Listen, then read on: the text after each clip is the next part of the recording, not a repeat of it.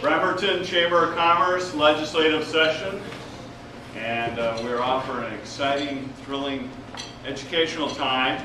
Well, how we begin today's session, let me outline what happens today, is first of all we have each candidate will be allowed 3 minutes to just simply speak to their campaign, their platform, their background, whatever they may be. So each candidate will be allowed 3 minutes to introduce themselves and what they would like, information they'd like to share with us. Following that, then we'll go into the question and answer period, of which I have the hermetically sealed, super secret questions that have been generated by you, the audience. I will ask the questions. Each candidate will be given 1 minute to respond. If a question is directed to one candidate in particular, that candidate will answer, and then the other two candidates will still have an opportunity to respond to that same question.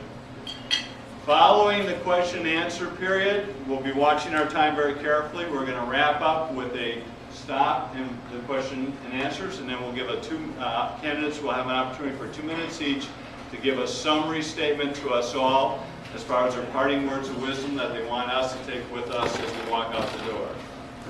So with that, we do have an official timer, Sergeant at Arms, Frank here, who will keep our candidates on time so that we don't run out of time and so that we can have more time to learn from the candidates by keeping us on time.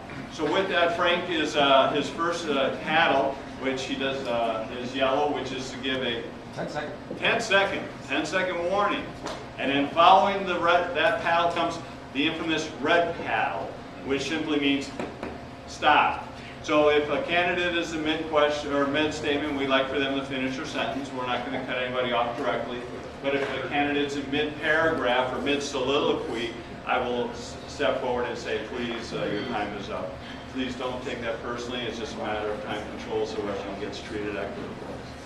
So if I may, we will simply start. I believe we are arranged as alphabetically, and we will take our questions that way also equitably.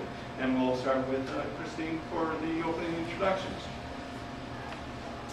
Hi, I'm Christine Danielson, and I'm glad we have a timekeeper because I do not have a polished 3-minute speech.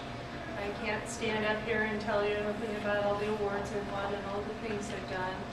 I don't think that I'm going to stand here and tell you about the state that our state is in because we all know that. I'm going to tell you a little bit about myself. I work with my attorney husband. I'm currently going to school for an RN degree. I'm a mother of a wonderful 10-year-old daughter. I'm on the board of directors and instrumental in changing a multi-million-dollar company around and making it profitable through making tough decisions. I don't really want to go to Olympia. It is not something that I aspire to do. I don't want to be a politician. I don't want to be governor someday. I don't want to take over Norm Dick's position. I want to have a state that I'm proud to live in, that I can afford to live in, and that I can raise my daughter in, and she can afford to stay in as we get older. Our state is abundant in resources. When you look at what we have, our location, our industry, our medicine, our schools, our agriculture, everything, the state should be flourishing despite the current economy. We're not. And I'd like all of you to think about why. For the past 20, 30 years, we have had the same control in Olympia, doing the same thing. It isn't working. Our state, our education hasn't improved. Our businesses haven't improved. In fact, everything's declining. And this started long before the national economy happened. We need to change philosophy in Olympia. We need to make substantial differences. We need to reform our education. We need to change the way we're doing businesses so Boeing doesn't leave, Microsoft doesn't leave.